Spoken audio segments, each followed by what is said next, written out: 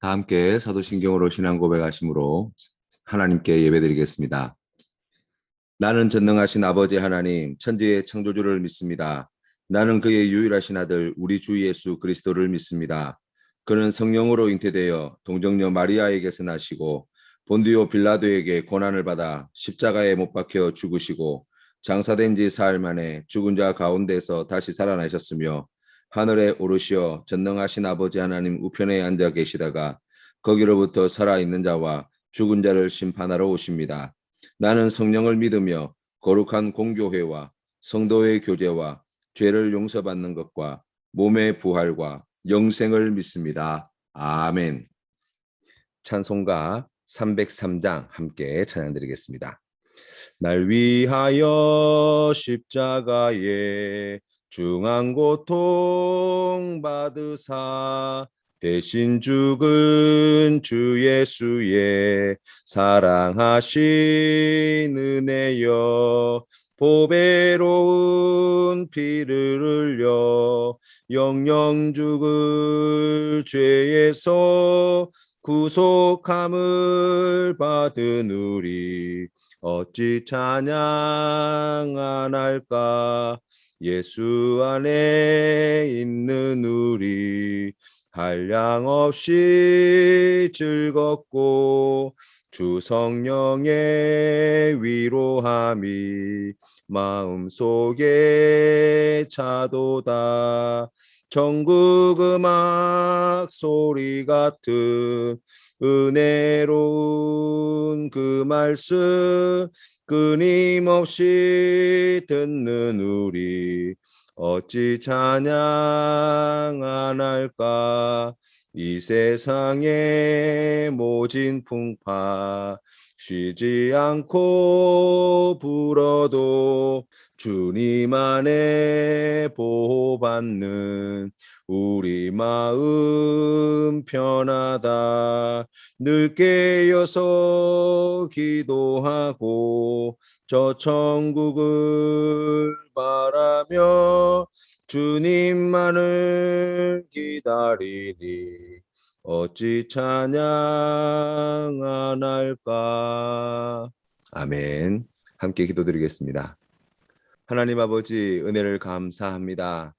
죄와 허물로 죽을 수밖에 없는 우리를 이처럼 사랑하여 주시어서 하나님의 자녀 삼아 주시고 거룩한 하나님의 백성으로 살아가도록 오늘도 우리에게 귀한 말씀을 주시니 감사합니다. 하나님께서 우리에게 주신 이 모든 말씀이 우리를 사랑하여 주셔서 주신 말씀인 줄 믿게 하여 주시고 이 말씀을 우리에게 주신 하나님의 크신 뜻을 깨달아 순종함으로 아버지 하나님께 영광 돌리는 주님의 백성 되게 하여 주시옵소서. 우리에게 복 주시기 위하여, 우리에게 은혜 주시기 위하여, 우리가 잘 되도록 하기 위하여 하나님께 주신 이 모든 말씀인 줄로 우리가 믿사오니 이 말씀을 더욱 사랑하게 하시고 그 말씀에 순종하는 데 더욱 힘쓰는 오늘 이 하루가 되게 하여 주시옵소서.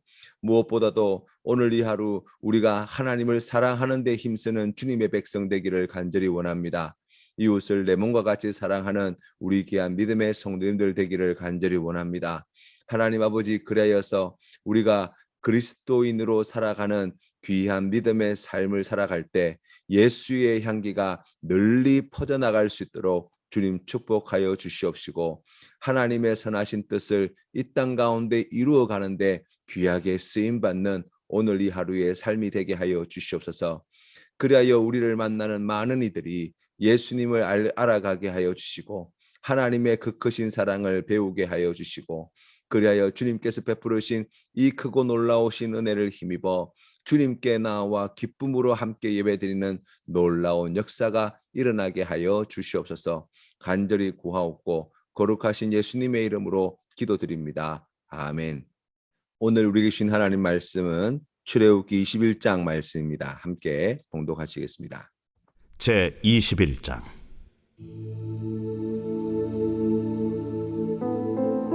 내가 백성 앞에 세울 법규는 이러하니라.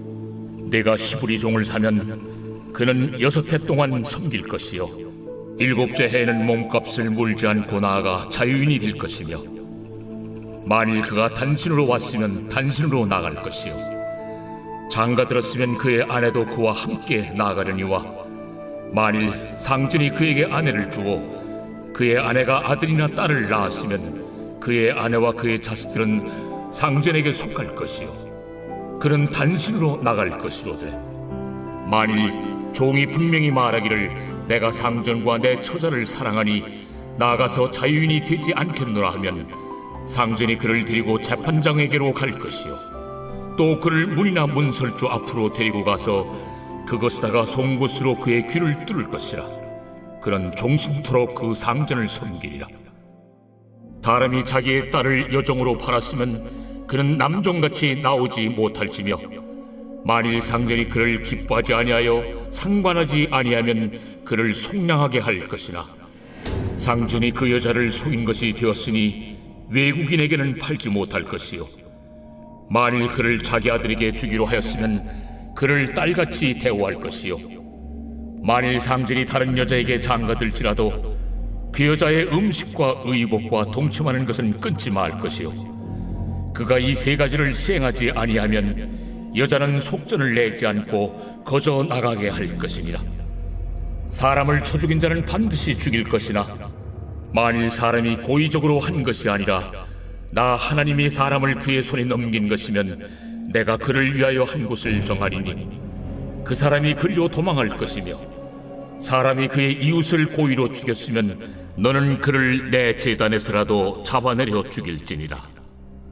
자기의 아버지나 어머니를 치는 자는 반드시 죽일지니라. 사람을 납치한 자가 그 사람을 팔았든지 자기 수하에 두었든지 그를 반드시 죽일지니라. 자기의 아버지나 어머니를 저주하는 자는 반드시 죽일지니라.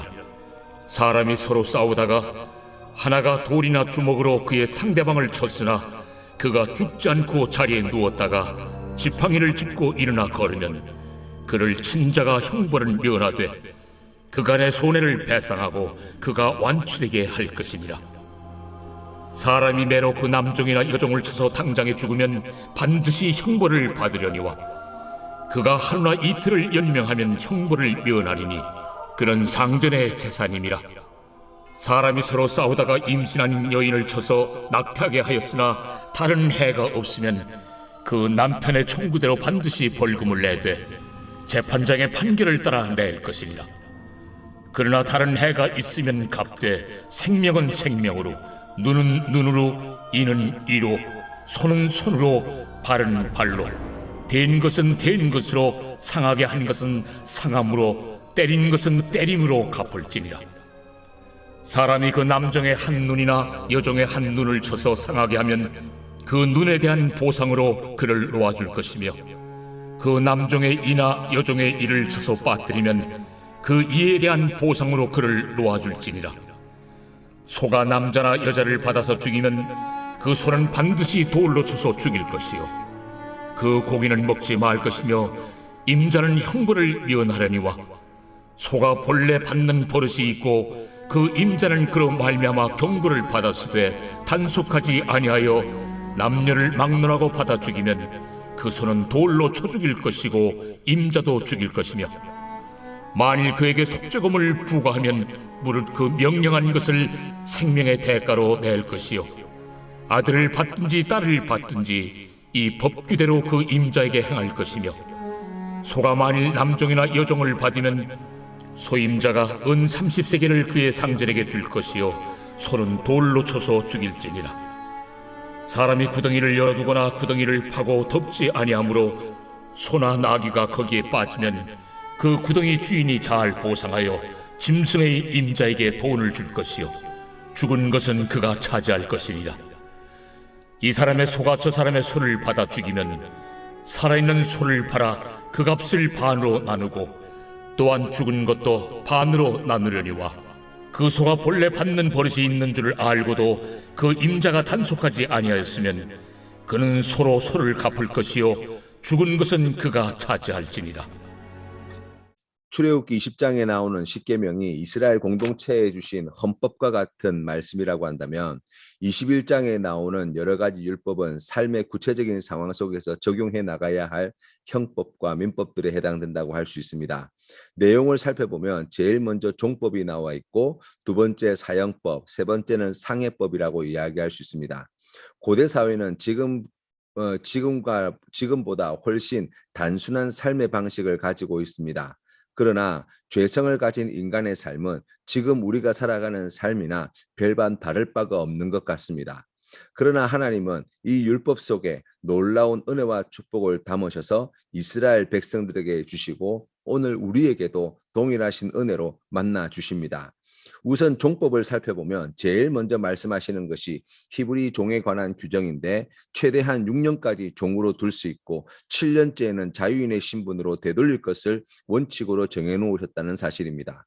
여기서 강조되는 것은 종의 신분으로 전락한 히브리인들 곧 동족들은 반드시 자유케 해줘야 한다는 것입니다. 종으로 삼기 위한 법이 아니라 종에서 자유케 하기 위한 법이라고 할 수 있습니다. 하나님은 형제를 내 몸과 같이 사랑하라고 말씀하십니다. 서로 사랑하며 다른 사람을 나보다 낮게 여기며 살아가는 삶이야말로 모든 그리스도인들이 살아가야 할 삶의 방식이라고 이야기할 수 있습니다. 그러나 현실의 삶에서 여러 가지 이유로 인해서 평범한 시민이 하루아침에 종으로 팔려나가는 일들이 있어 왔습니다. 힘있고 권력 있는 자들이 동족들을 대대로 평생토록 종으로 부려먹는 것을 당연한 것으로 받아들였던 당시의 시대 상황을 생각해 본다면 이 주신 말씀이 얼마나 개혁적인 법이었는가를 우리가 알게 됩니다. 힘없는 가난한 사람들의 신분이 자유인에서 종의 신분으로 전락해 버린다는 것은 이스라엘 공동체의 위기가 그만큼 가중된다는 뜻이기도 합니다. 왜냐하면 종의 신분에 떨어지면 다른 곳에서는 보통 자유민으로 다시 회복할 수 있는 길이 원천적으로 차단되기 때문입니다. 자유인이 다시 될 수 없다는 것은 더 나은 삶도 꿈꿀 수 없고 그 어떤 성공도 성취도 이룰 수 없다는 말이기도 합니다. 결국 시간이 흐를수록 가난한 사람들은 점점 더 많이 종으로 전락하게 될 것이고 거기서 벗어날 길은 아예 차단되어져 버리면 부유한 사람들은 더 많은 것을 가지고 없는 사람들은 있는 것마저 빼앗기는 것이 당연시되는 사회가 될 수밖에 없다는 것입니다. 사실 이스라엘 공동체가 큰 어려움을 당했을 때 이런 일들은 늘 있어 왔습니다. 남유다와 북이스라엘이 패망하기 전 이스라엘의 그러한 사회상을 예언서의 말씀을 통해서 보면 부유하고 권력 있는 사람들에 의해서 가난한 사람들이 얼마나 많이 종의 신분으로 전락하게 되었는지 그것을 하나님께서 얼마나 미워하셨는지를 우리가 볼 수 있습니다. 그래서 아모스 선지자와 같은 사람들은 정의를 호소한 것입니다. 가난한 자들, 약한 자들을 착취해내는 그러한 사회의 부조리와 그러한 죄악에 대해서 하나님께서 진노하고 계심을 분명히 말씀해 주고 있습니다. 그런 사회의 불공평이 그런 불균형이 계속 쌓이다 보면 결국 공동체가 함께 망하는 것입니다. 그래서 다시 인생의 밑바닥으로 떨어진 자들이 일어설 수 있는 기회를 제공하는 것은 공동체 전체를 살리는 길이요 함께 잘 사는 방법이며 공동체가 건강하게 성장하는 지혜로운 방법이 되어진다고 할 수 있습니다. 우리 하나님은 무조건 약자 편에만 서서 말씀하시는 분이 아닙니다. 만약 미혼의 신분으로 종이 되어 지내다가 주인이 자신의 딸이나 다른 요정을 아내로 주었을 경우에는 집에서 나갈 때 혼자만 나갈 수 있도록 하였습니다. 당시 시대상을 반영하여서 생각해 본다면 주인의 재산이 종인데 바로 주인의 재산을 보호하는 법이라고 이야기할 수 있습니다. 그리고 주인이 종을 돌볼 책임을 성실하게 감당해야 함을 함께 말해주는 것이죠. 결혼 정년기에 이른 종들이 가정을 일굴 수 있도록 주인이 책임을 져야 한다는 것입니다. 그리고 종의 신분에서 이제 놓여질 때가 왔을 때 종이 자기 결정권을 가지고 이 집에 계속 종으로 있겠다고 자유인으로 돌아가기를 포기를 한다면 성소와 제단이 있는 하나님 앞으로 가서 제사장 앞에서 그를 영원히 자신의 종으로 삼는 의식을 행하여 귀에 송곳으로 구멍을 뚫고 표로 삼아 종신토록 주인을 섬기게 하였다는 것입니다. 이 법은 종을 위한 법이기도 하지만 종의 주인을 위한 법이기도 합니다. 만약 종이 종신토록 주인 집에 있겠다고 한다면 주인으로서는 너무나 좋은 결정이라고 이야기할 수 있습니다. 그런데 집에서 종으로 있던 자들이 때가 되어 자유인이 되기를 거부하고 평생을 종으로 살겠다고 자원하려고 한다면 평소에 이 주인이 종에게 얼마나 잘해줘야 한다는 말입니까? 신분은 종과 주인의 신분 차이가 나지만 실제로는 종과 주인 이상의 친밀함과 신뢰가 없으면 결코 가능할 수 없는 이야기입니다. 그렇기 때문에 이 종들이 주인의 집에서 종신토록 종으로 살겠습니다 라는 이야기가 나올 만큼 이 주인이 종에게 각별히 좋은 많은 것들을 행하여야 함을 의미하는 법이라고 이야기할 수 있습니다. 요종의 경우는 남자의 종보다 엄격한 법이 적용되었습니다. 한번 신부의 자격으로 팔리는 종이면 종신토록 그 집에 있어야 했는데, 만약 주인이 요종을 기뻐하지 않는다면 요종의 몸값을 얹어서 그 요종의 아버지에게 다시 돌려보내야 했습니다. 그리고 그 요종을 속인 것이 되기 때문에 다른 사람에게, 이방인이나 다른 주인에게 팔아서는 안 된다고 엄격히 금하고 있습니다. 뿐만 아니라 그 요정을 아들에게 주기로 하고 샀으면 자기 집안의 며느리가 된 그녀를 친딸처럼 아끼고 소중히 여기라고 말합니다. 결혼을 위해 요정을 샀으나 다른 여자를 아내로 다시 맞이하였다면 그 요정이 살아가는 데 필요한 모든 것을 다 똑같이 제공해 주어야만 했습니다. 만약 어길 시에는 자유의 몸으로 풀어줘야만 했고, 몸값은 한 푼도 받지 못하도록 만들어 놓았습니다. 당시 여성은 사회적으로 약자에 해당하였습니다. 남편과 아버지와 아들이 가장으로서의 결정권과 경제활동을 할 수 있는 기회를 가지고 있던 시기였습니다. 그런 때에 여성 자유인도 남편과 아버지와 아들의 보호가 없이 살기 어려운 때인데, 여종의 경우는 너무나 열악한 조건이라고 이야기할 수 있습니다. 때문에 그런 시대 상황 속에서 하나님이 주신 종법은 비록 사회의 최약자에 해당되어지지만 그들도 하나님의 은혜와 은총을 함께 받아 누려야 할 존재들이며, 모든 피조세계의 주인이신 하나님의 종으로서 그들에게 하나님의 형상으로 지음받은 형제 자매로 대해주며, 최소한의 인격은 보호될 수 있도록, 최소한의 인권은 보장될 수 있도록 조치를 하나님께서 취해 놓으셨습니다. 그리하여서 하나님의 그 크신 은혜와 사랑을 누리며 살아갈 수 있도록, 그것이 하나님의 뜻임을 말씀은 분명히 가르쳐주고 있습니다. 12절부터 17절에 나오는 이 사형에 해당하는 죄목을 살펴본다면, 살인죄와 자기 부모를 죽이는 자와 사람을 납치하는 자와 부모를 저주하는 자에 대해 사형으로 다스릴 것을 명령합니다.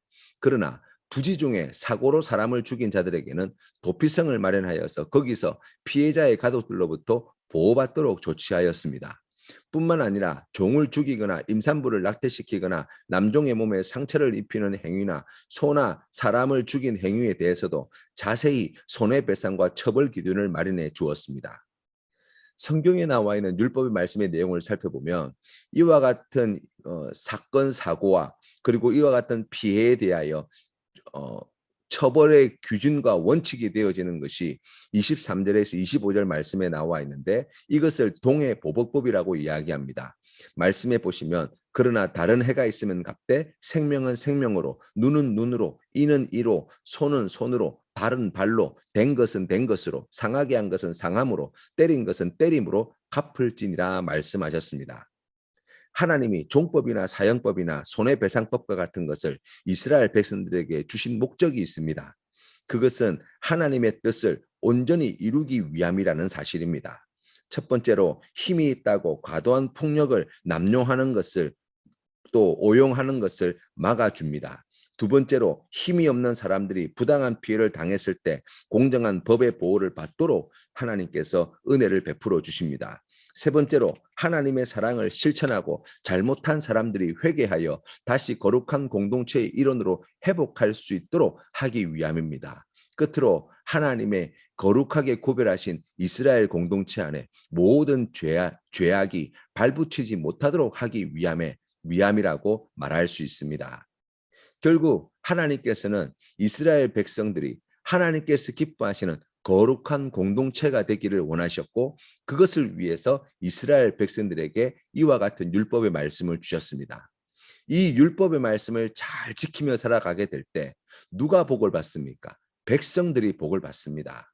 이 율법의 말씀을 잘 지키게 될 때 이 백성들은 하나님께서 주시는 이 세상의 다른 어떤 나라와 민족에서도 누릴 수 없는 큰 은혜와 복을 받아 누리게 될 것이고, 그로 말미암아 이 민족은 잘 될 수밖에 없고, 그로 말미암아 강성할 수밖에 없고, 그로 말미암아 하나님께 주시는 큰 축복과 은혜 안에 맡겨주신 그러한 귀한 사명을 더욱 잘 감당할 수밖에 없는 것입니다.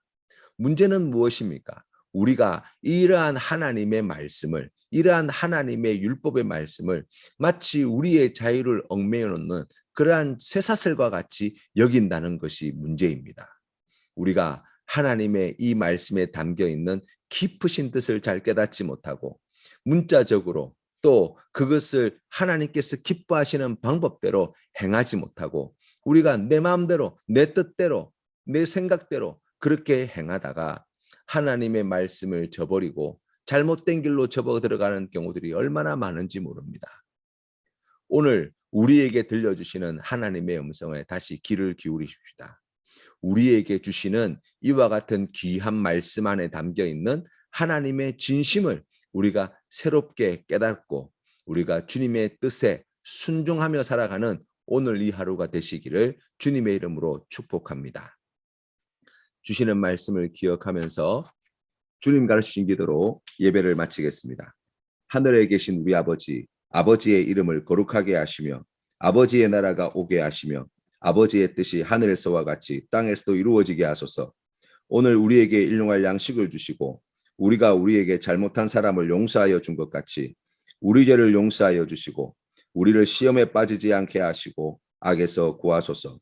나라와 권능과 영광이 영원히 아버지의 것입니다. 아멘.